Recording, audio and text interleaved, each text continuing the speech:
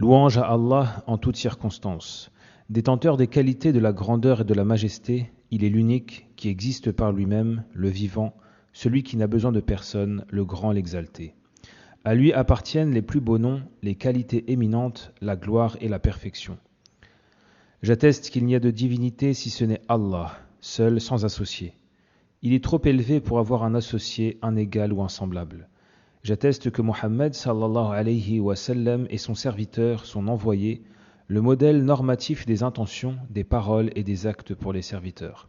Qu'Allah prie sur lui le salut et étende sur lui ses bénédictions, ainsi que sur ses compagnons et sa famille. Voici un recueil bénéfique, voire utile, par la grâce d'Allah, dans le domaine de la plus distinguée et la plus précieuse des sciences, la compréhension des noms d'Allah. J'y traite plus d'une centaine de noms d'Allah. Mon explication est précédée d'introductions fondamentales afférentes à la compréhension de ce sublime chapitre. J'ai veillé à la présenter dans des termes clairs et un style simple, en prenant soin de mentionner les preuves tirées du livre d'Allah Tout-Puissant et de la sunna du noble prophète, alayhi salatu wassalam.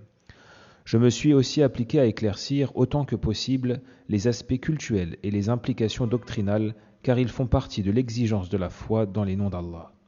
J'ai exploité, dans une large mesure, les écrits des gens très versés dans la science, en particulier le cheikh de l'islam Ibn Taymiyyah, son élève l'érudit Ibn al-Qayyim et le cheikh Abd al-Rahman as-Sa'di. Ces explications sont à l'origine des émissions que j'ai faites à la radio du Noble Coran, en Arabie Saoudite, qu'Allah la préserve. Il y a en tout 82 leçons. Dans ce domaine, je ne suis ni un chevalier ni un fantassin. Ma condition est plutôt celle décrite par le poète. Je marche derrière la cohorte de l'élite éclopée, espérant autre chose que ce que ma boiterie m'a réservé. Si j'arrive à les rattraper après qu'ils m'ont distancé, c'est que bien des gens sont par le Maître du ciel réconfortés. Si, coupé d'eux, je suis dans un endroit inhospitalier, abandonné, le boiteux ne commet alors point de péché.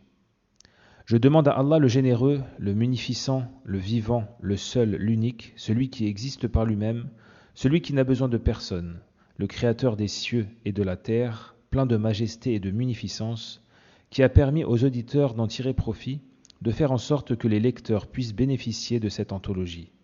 Je le supplie de la mettre exclusivement au service de sa noble face et de rapprocher l'auteur ainsi que le lecteur des jardins des délices. Je souhaite qu'Allah nous accorde à tous une grande part de la parole du prophète sallallahu alayhi wa sallam. Allah possède 99 noms, 100 moins 1. Celui qui les assimile ira au paradis. Qu'il me pardonne pour mes fautes, mon ignorance et mon exagération dans mon entreprise et qu'il me guide vers la voie droite. Il est certes le meilleur de ceux qu'on sollicite et le plus généreux de ceux sur qui on compte. Il nous suffit et il est le meilleur garant. Je remercie Allah Azza wa Jal, je lui adresse des louanges pures et bénies en abondance pour son bienfait et sa faveur. En effet, il m'a octroyé la facilité de préparer cet ouvrage et de le publier. Je lui demande, béni et exalté soit-il, de l'accepter dans sa grâce. Il est certes celui qui entend et sait tout. Après avoir manifesté ma gratitude à l'égard d'Allah, je tiens à exprimer ma reconnaissance envers tous ceux qui ont participé à l'élaboration de ces livres, que ce soit à travers la consultation, la relecture et la vérification, l'impression et la distribution ou la traduction en d'autres langues. J'aurai une mention spéciale pour mon cher père, le cheikh Abdel Mohsin al-Badr, qu'Allah lui attribue une grande récompense et élève son rang dans les sphères célestes les plus hautes.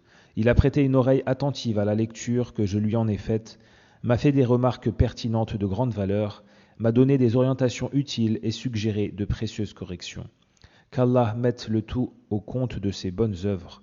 Je demande à Allah de bénir son existence et ses enfants et de lui accorder une longue vie dans son obéissance et dans la piété. Je voudrais aussi remercier mon vénérable maître, le cheikh Abdullah ibn Abdelaziz ibn Aqil, qui m'a fait l'honneur de lire ce livre et de le préfacer. Qu'Allah le gratifie de la meilleure rétribution. Louange à Allah, Seigneur des mondes, qu'Allah étende ses prières et ses salutations sur notre prophète Mohammed, sur sa famille et sur ses compagnons.